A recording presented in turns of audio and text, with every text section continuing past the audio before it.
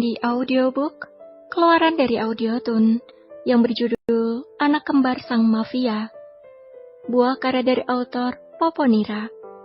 Pada bab kelima, 5 menit, dengan pengisi suara Sensen.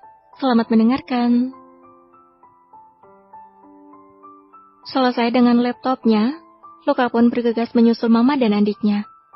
Seperti biasa, Luka mendapat bagian mencuci piring, sementara mama dan adiknya memasak makan malam serta menyiapkannya. Sayang, sebenarnya apa yang sedang kalian berdua lakukan tadi? Tanya Jia setelah mereka semua selesai menyantap makan malam. Itu mah, Lucy sedang mencari informasi tentang Ai. Bukan apa-apa kok mah, cuma tugas biasa. Dengan cepat Luka memotongnya sebelum adik kecilnya itu mengungkap tentang Raiden yang sangat mirip dengannya. Oh, rajin sekali anak mama. Setelah ini kalian berdua cepatlah pergi tidur. Agar besok kalian tidak terlambat ke sekolah baru kalian.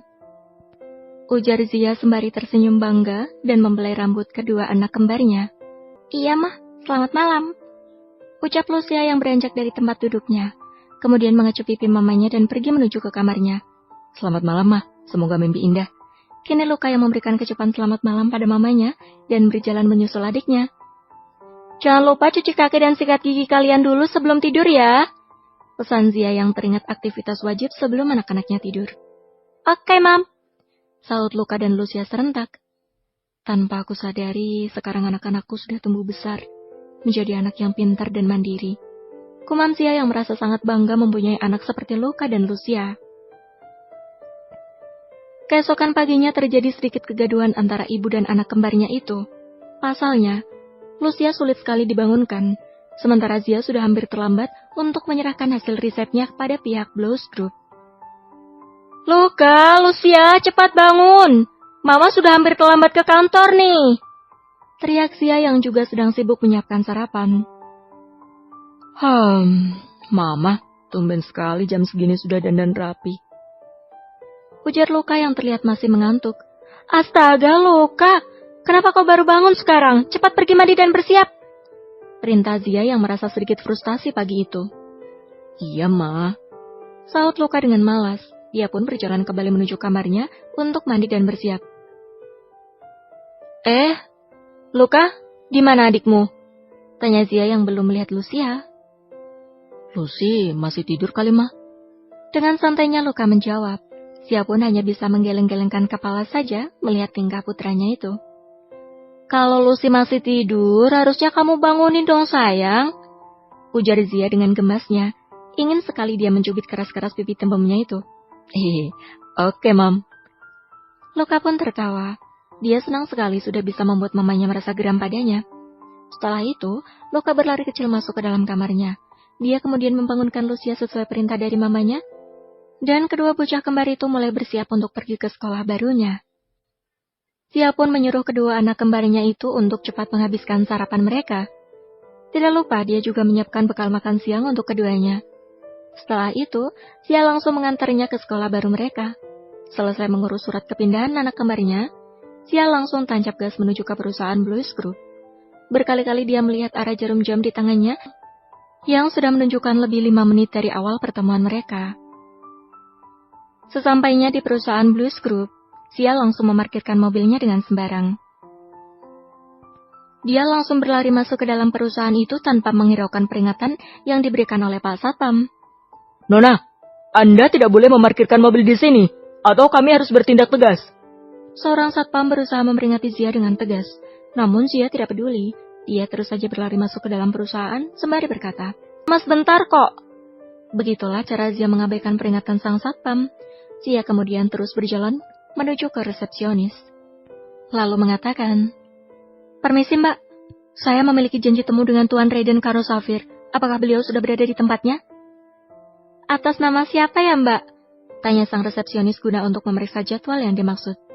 Arja Maverick, dari Kelvin Group Mbak. Zia menjawabnya dengan deru napasnya yang masih tersengal-sengal. Sebentar ya Mbak, saya akan memberitahukan pada sekretarisnya terlebih dahulu.